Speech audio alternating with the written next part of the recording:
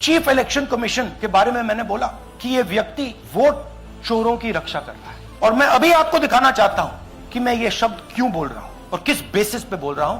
आपको अपनी आंखों से ये दिखेगा। कर्नाटक में आलंद कंस्टिट्यूएंसी है, यहां पे चोरी पकड़ ली। क्या पता लगा कि फाइलिंग ऑटोमेटिकली ऑनलाइन हो रही है। मोबाइल नंबर्स कर्नाटक के नहीं यूज हो रहे, मोबाइल नंबर्स दूसरी स्टेट्स के यूज हो रहे हैं, और टारगेट करके कांग्रेस वोटर्स को डिलीट किया गया। ये गोदाबाई जी हैं, इनके नाम पर 12 वोटर्स डिलीट किए गए। इनको पता ही नहीं कि इन्होंने 12 वोटर्स डिलीट किए। ये सारे के सारे जो नंबर्स हैं, ये कर्नाटक के नंबर्स नहीं हैं, ये अलग अलग स्टेट्स के नंबर्स हैं। तो सवाल ये है कि किसके नंबर्स हैं, ये किसने ऑपरेट किए, जब इन्होंने ऑपरेट किए ये कहां थे, आईपी एड्रेस क्या था, ओटीपी कैसे जनरेट हुआ, कहां गया, ये सवाल है। ये दूसरा उदाहरण, सूर्यकांत जी जो अभी स्टेज पे आए थे, इन्होंने 12 वोटर्स को 14 मिनट में डिलीट कर दिया। आप फॉर्म भरने की कोशिश कीजिए, डिलीशन फॉर्म भरने की कोशिश कीजिए, देखिए। और जब हमने इनसे पूछा कि भैया आपने ये कैसे किया, वो कहते हैं मैंने तो नहीं किया, मैं तो जानता ही नहीं हूं। और मजे की बात देखिए, ये 4 बजे सुबह उठ के फाइल कर रहे हैं। पता नहीं क्या हुआ, 4 बजे सुबह कहा कि भैया मैं 2 वोटर को डिलीट करूंगा, और कितने 36 सेकंड में डिलीट कर दिए, फिर सो गए।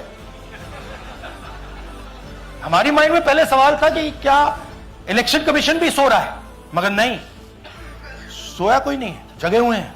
सिस्टमैटिकली मदद हो रही है। जो भी डिलीट कर रहा है वोटर लिस्ट में उसका सीरियल नंबर 1 है। जो भी वोटर लिस्ट में पहले नंबर पे आता है वही डिलीट कर रहा है।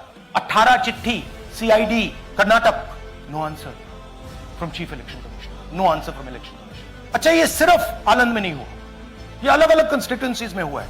आलंद में लीगल प्रोसेस चालू हो गई, पकड़ लिया। आलंद में डिलीट, रजौरा में एडिशन। पिछले प्रेजेंटेशन में मैंने आपको नाम दिखाए थे, ये देखिए वही नाम यहां है। वही सिस्टम महाराष्ट्र में चल रहा है, जेडब्ल्यू जेडब्ल्यू जेडब्ल्यू, पता वैसा है, जेडब्ल्यू जेडब्ल्यू, नाम यू ऐसे किसी ने टाइप करके लगा दिया। ये उत्तर प्रदेश में, हरियाणा में, बिहार में, कर्नाटक में, महाराष्ट्र में वही कर रहा है।